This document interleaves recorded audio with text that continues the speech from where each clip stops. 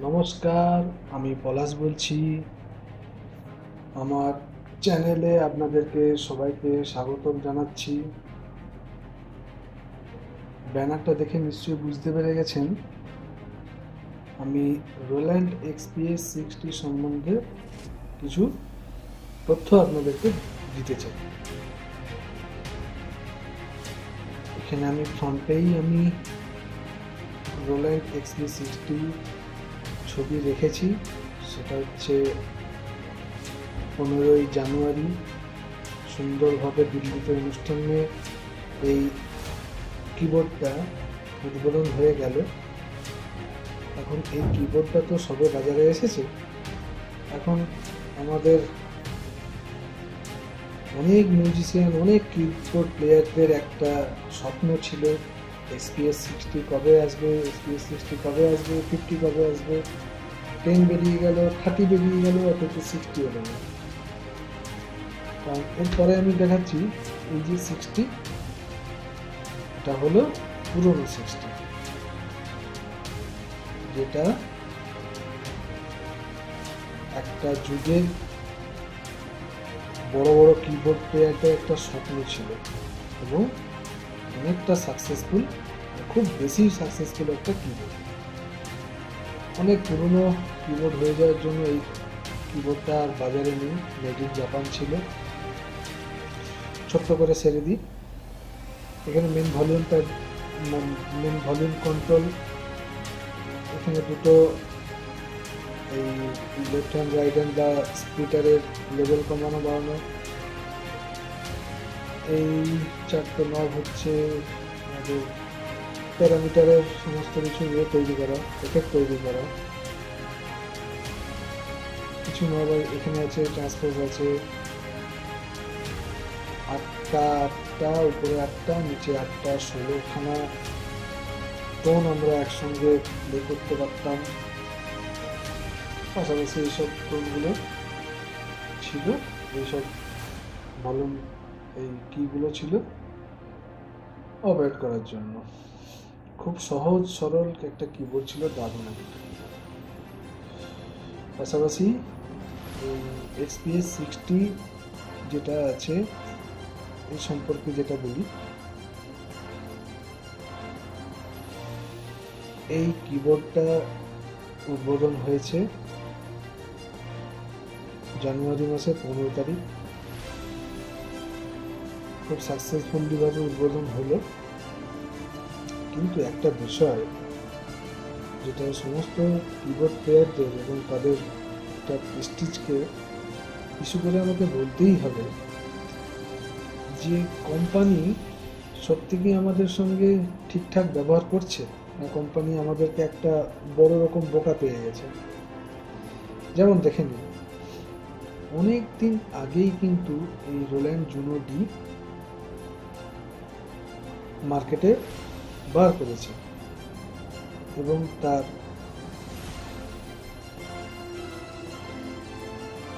এগুলো দেখুন,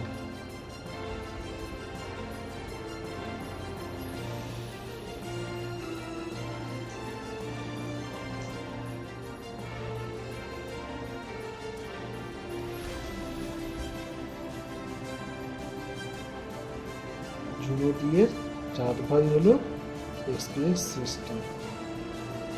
কোনো রকম কোনো কিছু ভাবে চেঞ্জ নেই।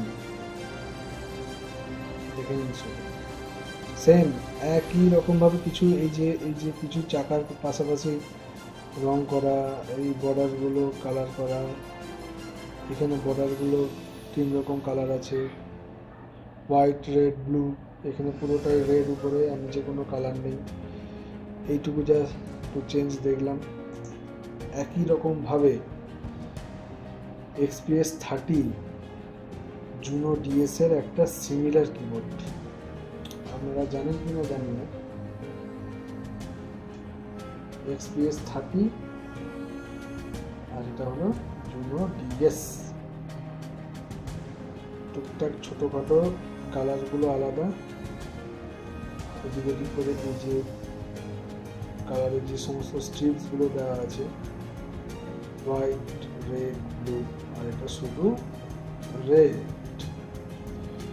কাজে বুঝতে পারছেন পার্থক্যটা শুধু কোন জায়গায়, বাকি সব জিনিস এক।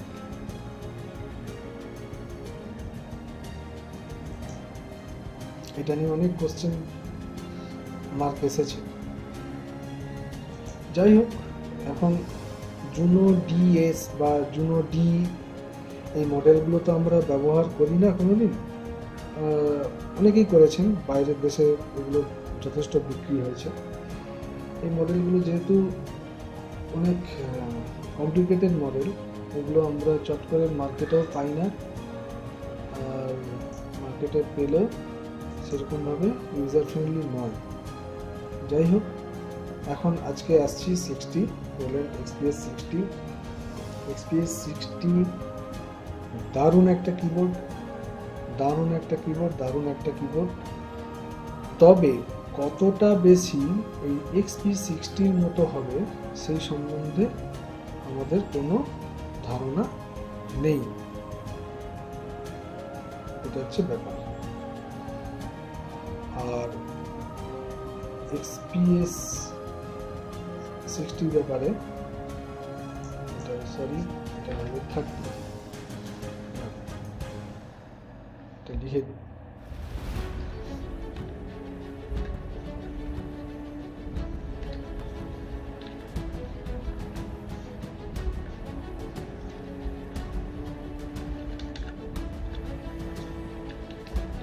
প্যানেল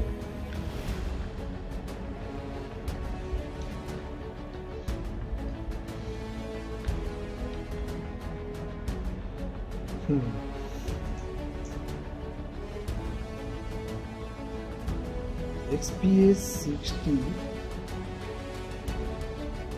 আরো সহজ সরল একটা কিবোর্ড লঞ্চ করেছে, যার মধ্যে আমরা এই যে কিগুলো পাচ্ছি, কিগুলো দারুণ একটি কি, আমরা XPS 60-তে বা ফ্যান্টম 06-এ কি প্লেইং করতে গিয়ে যে ধরনের আমাদের ফিঙ্গারে ফিলস অনুভব করি, ঠিক সেই ফিলসটাই কিন্তু আমরা পাচ্ছি XPS 60-তে। আমরা বেশিরভাগই সময় কি করি,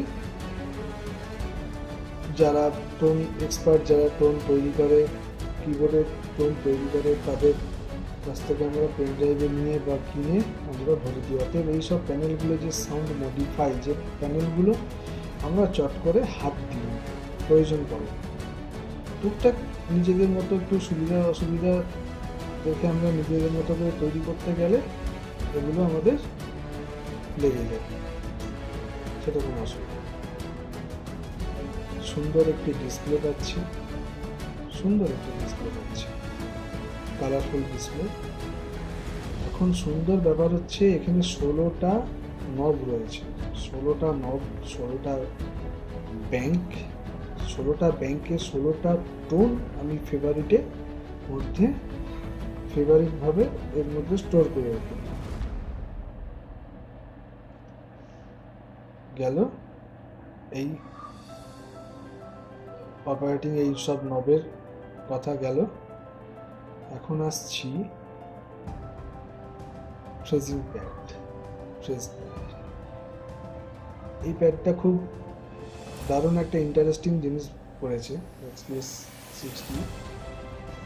এর আগে যতগুলো কিবোর্ড বাজারে এসেছিল, বিশেষ করে 30 কথা বলছি আমি, 10-এর কথা বলছি, আমরা যে লুপগুলো সাউন্ডের এখনকার মডিফাইড সাউন্ডের মধ্যে অনেক কিছু BSD টোন ইউজ করে, যেগুলো আমরা চট করে কিবোর্ডের মধ্যে পেয়ে উঠতে পারি না, যেগুলো আমাদের এই সিকোয়েন্সগুলো প্লেইং করতেই হয় অডিও প্যাডের মাধ্যমে। আমরা ওয়েব একটা ফাইল কাট করলাম, কাট করে পেন ড্রাইভে ঢোকালাম, পেন ড্রাইভটা লাগালাম, পেন ড্রাইভটা লাগিয়ে যে কোনো একটা 1 নম্বর 2 নম্বর 3 নম্বর যেমনভাবে আমরা সাজাবো সেরকমভাবে আমরা এখানে অপারেট করে দিই। সেই ফাইলগুলো চালু হতে শুরু করে, প্লেইং হতে শুরু করে। এখন ধরুন কোনো সিঙ্গার ওই যে আমরা লুপটা চালাচ্ছি সেই সিঙ্গার হয়তো ওই লুপের যে স্কেলে আমরা কাট করেছিলাম, মিউজিক কাট করেছিলাম, সেই স্কেলে কিন্তু গান করবেন না। উনি হয়তো দুটো নোট উপরে বা দুটো নোট নিচে করে গান করবেন। তখন আমাদের কিচ্ছু করার থাকে না, তখন আমাদেরকে বাই ফোর্সলি বলতে হয় গান হবে না, নয়তো বলতে হবে যে আপনাকে আমার এর সঙ্গেই আমাকে আমাদের যে স্কেলের করা আছে ওই স্কেলের মধ্যেই আপনাকে গান করতে হবে, এছাড়া কিছু করার নেই। নয়তো ওই যদি আগের থেকে যদি বলা থাকে তখন আমরা ওই ফাইলটাকে নিয়ে সফটওয়্যারের মাধ্যমে অনেক রকম সফটওয়্যার আছে, সফটওয়্যারের মাধ্যমে স্কেল নামিয়ে বা বাড়িয়ে সেখানে আমরা ফাইলটাকে আবার জেনারেট করে পেন ড্রাইভে লাগিয়ে আমরা সেইভাবে করতে পারি।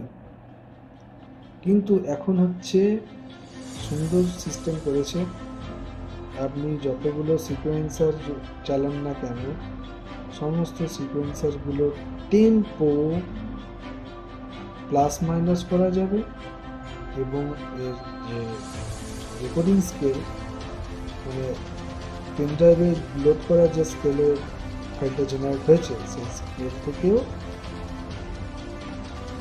প্লাস মাইনাস করা যাবে, জাস্ট লাইক ট্রান্সলেট করা যাবে। দারুণ একটা জিনিস করেছে। আস্তে আস্তে করে এই কিবোর্ডটাও প্লেয়ারদের হাতে একটা ইউনিক কিবোর্ড হতে চলেছে।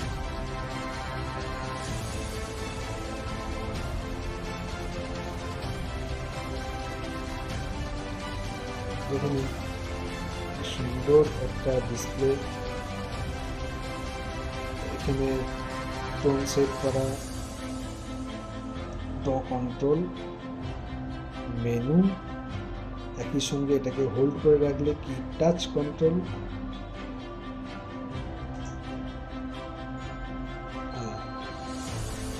সুন্দর একটা বড় ডিসপ্লে দিয়েছে।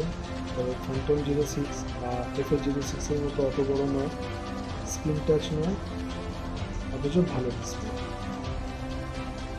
এখানে এই হুইলারটা দিয়েছে চাকার মতো, মেনু ভ্যালুটাকে বাড়ানো কমানো, ডিক্রিজ বা ইনক্রিজ করা, ইনক্রিজ মানে প্লাস, ডিক্রিজ মানে মাইনাস,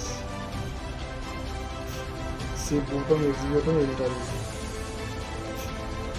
সুন্দর কন্ট্রোল প্যানেল। এরপরে আসি এগুলো গেল ফর্ম প্যানেল। তার মধ্যে আছে 6 নম্বরে বেন্ডার।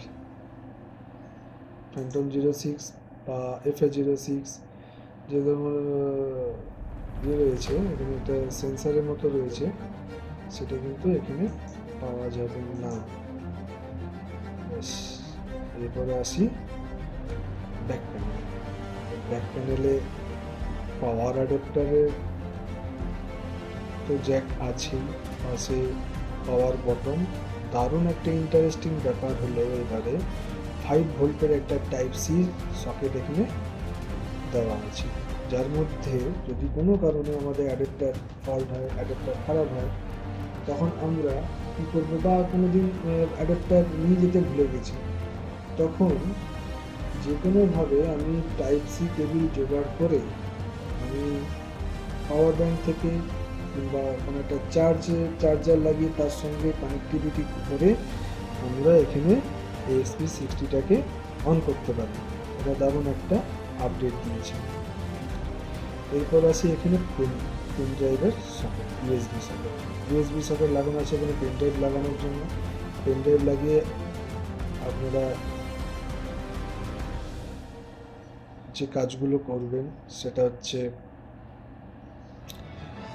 টোন, বাইরে থেকে কোনো টোন এনে এখানে ইনস্টল করা, ব্যাকআপ ইনস্টল করা, তারপরে আপডেট যদি থাকে সেটাকে ইনস্টল করা, ফার্মওয়্যার আপডেট যেগুলোকে বলে এগুলোকে ইনস্টল করা। এই ফ্রন্ট প্যানেলের ব্যাক প্যানেলের এই ইউএসবির মাধ্যমেই হবে। এরপর আপনারা যে পেন ড্রাইভ থেকে আপনারা যে সিকোয়েন্সার বা লুপগুলো চালাবেন সেগুলো সব এই ইউএসবির মাধ্যমেই হবে। আসছি বড় একটা রোল্যান্ডের লোগো দেওয়া আছে, আসছি পাশের প্যানেলে, একটা ব্যাক প্যানেলেই কথা বলছি।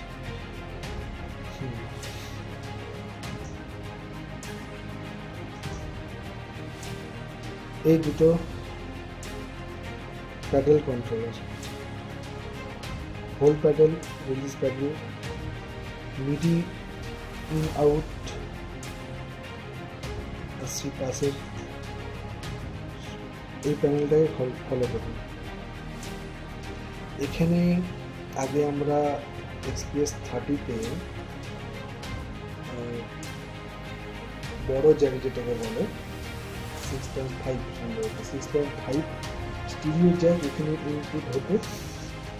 পাশে এখানে এই নোটটাকে আমরা প্লাস মাইনাস করে তার গেইন বাড়ানো কমানো করতাম।